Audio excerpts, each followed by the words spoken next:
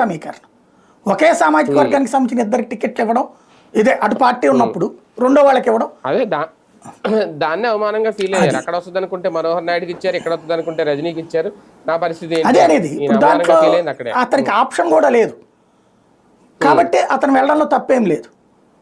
అయితే 4 ఏళ్ళు అయ్యాకపోతే సరిపోయేది కదా, చక్కగా అవకాశం ఉంది కదా, వినియోగించుకుని వెళ్తే పోయేది కదా. ఇంకా అవకాశం ఉంది, అదే కదా. ఇంకా అసంతృప్తి అనడానికి సీట్ ఇస్తే అసంతృప్తి చెందితే కనవసరం అని అడిగితే, ఇవ్వకపోతే అసంతృప్తి చెందారంటే ఒక అర్థం ఉంటుంది. పదవులు పొందిన వాళ్ళు అసంతృప్తి చెందారంటే నవ్వులాటగా ఉంటుంది. ఇప్పుడు ఆ లెక్కనైతే తెలుగుదేశంలో ఎంతమందికి లేదు.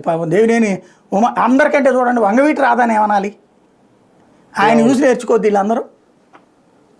ఒక రకంగా ఆయన చాలా పేషెన్సీ లెవెల్స్ చాలా ఓపికగా రంగా రక్తం మరిగే రంగా బిడ్డ అంత సహనంగా ఎదురు చూస్తుంటే వీళ్ళందరి పరిస్థితి ఏంటండి ఇక్కడ. అదే కదా. ఒక రకంగా ఇంకా ఎమ్మెల్సీల విషయంలో ఇంకా ఏమైనా ఒత్తిడి ఉంది అనుకోవచ్చు అండి. ఇంకా త్వరలో ఇంకా రాజీనామాలు 2 కోణాలు ఉన్నాయి. ఒకటి 8 మంది ఎమ్మెల్సీలు వస్తారని వాళ్ళ అనుకూల మీడియా వాళ్ళే ఫోకస్ చేస్తున్నారు, వాళ్ళ అనుకూల యూట్యూబ్ ఛానల్స్ వాళ్ళు. నెంబర్ 1. నెంబర్ 2, బొత్స సత్యనారాయణతో మాట్లాడుతున్నారు. ఆయనకి 2 ఏళ్ళు ఏమో ఉన్నట్టుంది టర్మ్. ఆయనతో మాట్లాడి మిగతా వాళ్ళని కూడా తీసుకొచ్చేయమంటున్నారట. అంటే ఇప్పుడు బొత్స మాట వింటున్నారు ఎమ్మెల్సీలు. ఎందుకు పార్టీ అక్కడితే